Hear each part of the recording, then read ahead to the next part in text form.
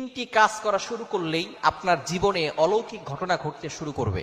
অর্থাৎ তিনটি আমল এমন রয়েছে যে আমলের মাধ্যমে আপনার জীবনে পরিবর্তন আসবে, আপনার জীবনে আল্লাহ তাআলা অলৌকিক ঘটনা ঘটাবেন এবং আপনি বিপদ থেকে উদ্ধার হতে পারবেন।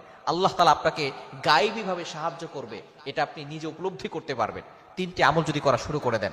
অনেক ইয়াং পিপলরা আছে হতাশার ভিতরে ভোগে, অনেক ইয়াং পিপলরা আছে দুশ্চিন্তায় ভোগে, তারা ফ্রাস্ট্রেটেড পিপল যারা ডিপ্রেশনে থাকে, কি করবে কোনো কুল কিনারা খুঁজে পায় না, দুনিয়া নিয়ে হতাশ হয়ে আছে অথবা দুনিয়ার ভিতরে বিমুখ হয়ে রয়েছে, দুনিয়ার ভিতরে ব্যস্ত হয়ে রয়েছে।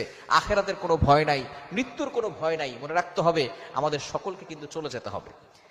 সুতরাং ওই আল্লাহর কাছে যদি আমরা চলে যাই আর আল্লাহ যদি আমাদেরকে জিজ্ঞেস করে এই যৌবনটা কোন কাজে ব্যয় করেছো, তোমাকে যে জীবন দিয়েছি সেই জীবনটা কোন কাজে খরচ করেছো, কিভাবে তুমি জীবনটা অতিবাহিত করেছো, কি জবাব আমরা আল্লাহর কাছে দিব?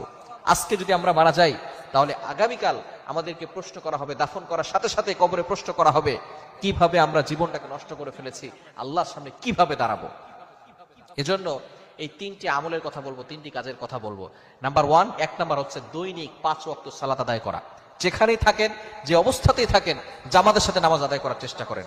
যদি ফজরের নামাজ পড়তে না পারেন, যদি সারা রাত জেগে থাকতে হয়, তাহলে আপনি সারা রাত জেগে হলেও আপনি ফজরের নামাজ পড়বেন। আর যদি আপনি আর্লি ঘুমাতে হয় তাহলে আর্লি ঘুমাবেন। যদি 9টার দিকে ঘুমাতে হয় তাহলে যদি ফজর নামাজ পড়তে পারেন তাহলে 9টার দিকে ঘুমাবেন। আর যদি আপনি অনেক দেরি করে ফেলেন, আপনি ফজর নামাজ পড়তে পারছেন না, রাত 3টার সময় ঘুমান, 4টার সময় ঘুমান, আপনি দরকার হয় সারা রাত জেগে তারপরে ফজর নামাজ পড়েন, তারপরে আপনি ঘুমান।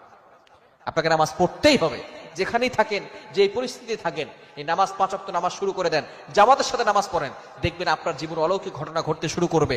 আল্লাহ তাআলা আপনাকে বিপদ আপদ থেকে হেফাজত করবে, কঠিন থেকে কঠিন বিপদ থেকে আল্লাহ আপনাকে হেফাজত করবে। এজন্য নামাজ কোনো মতেই ছাড়া যাবে না। আপনি অসুস্থ আছেন, দাঁড়িয়ে পড়তে পারছেন না, শুয়ে নামাজ পড়েন। বসে নামাজ পড়েন, বসে নামাজ পড়তে পারছেন না, শুয়ে নামাজ পড়েন। শুয়ে শুয়ে ইশারায় হলেও নামাজ পড়তে হবে। নামাজ ছাড় দেওয়া ইসলাম জায়েজ করে নাই, সেই নামাজকে আমরা ছেড়ে দিচ্ছি। অথচ নবীজি সাল্লাল্লাহু আলাইহি সাল্লামের ইন্তেকালের সময় তিনি যে মেসেজ আমাদেরকে দিয়েছেন, তিনি তার নাতি হাসান হুসাইন রাদিয়াল্লাহু তাআলা আনহুমার কথা বলেন নাই। তিনি যাদেরকে সবচেয়ে বেশি ভালোবাসতেন, যাদেরকে তিনি এতটা ভালোবাসতেন, তিনি যখন হাসান হুসাইন রাদিয়াল্লাহু তাআলা আনহুমা ছোট ছিলেন তখন বলতেন যে নানা আপনি ঘোড়া হন, আমরা ঘোড়ার উপরে উঠবো। নবী সাল্লাল্লাহু আলাইহি ওয়াসাল্লাম নিজে ঘোড়া হয়ে যেতেন, এতটা ভালোবাসতেন। সেই নবীজি সাল্লাল্লাহু আলাইহি ওয়াসাল্লাম হাসান হুসাইন রাদিয়াল্লাহু তাআলা আনহুমার কথা বলেন নাই। ইন্তেকালের সময় তার মেয়ে কলিজার টুকরা কন্যা ফাতেমা রাদিয়াল্লাহু তাআলা আনহার কথা বলেন নাই, কোন স্ত্রীদের কথা বলেন নাই। তিনি বলেছেন উম্মতি উম্মতি, আমার উম্মতরা কিভাবে জান্নাতে যাবে। তখন তিনি সর্বশেষ যে মেসেজ দিয়েছেন সেটা হচ্ছে আসসালাত আসসালাত ওয়া মা মালাকাত আইমানুকুম, নামাজ ছেড়ে দিও না। এজন্য এক নাম্বার, যে অবস্থায় থাকেন, যে পরিস্থিতির ভিতরে থাকেন, নামাজ কখনো মিস করবেন না। নাম্বার 2, দ্বিতীয় নাম্বার হচ্ছে অ্যাটাচমেন্ট উইথ দ্য কোরআন। কোরআনের সাথে সম্পর্ক রাখেন। কোরআনের সাথে সম্পর্ক রাখলে দেখবেন এই কোরআন আপনাকে সঠিক পথে নিয়ে যাবে। ইহদিনাস সিরাতাল মুস্তাকিম, ও Allah show us the right path, show us the correct path. Allah আমাকে সঠিক পথ দেখান, সঠিক রাস্তা দেখান। এই কোরআন আপনাকে সঠিক রাস্তা দেখাবে।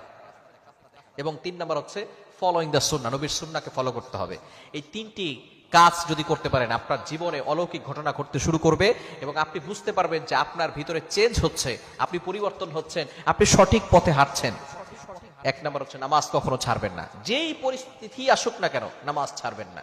হ্যাঁ, আপনি নামাজ জামাতে পড়তে পারেন নাই, রাতের বেলা এশার নামাজ পড়বেন ঘুমানোর আগে, আপনি সকল নামাজগুলো পড়ে তারপরে ঘুমাবেন।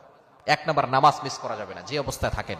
দ্বিতীয় নাম্বার হচ্ছে আপনি অ্যাটাচমেন্ট উইথ দ্য কোরআন, কোরআনের সাথে সম্পর্ক রাখবেন। 3 নাম্বার হচ্ছে ফলোইং দ্য সুন্নাহ, নবীর সুন্নাহকে ফলো করতে হবে। আল্লাহ তাআলা আমাদের সকলকে এই 3টি আমল করার তৌফিক দান।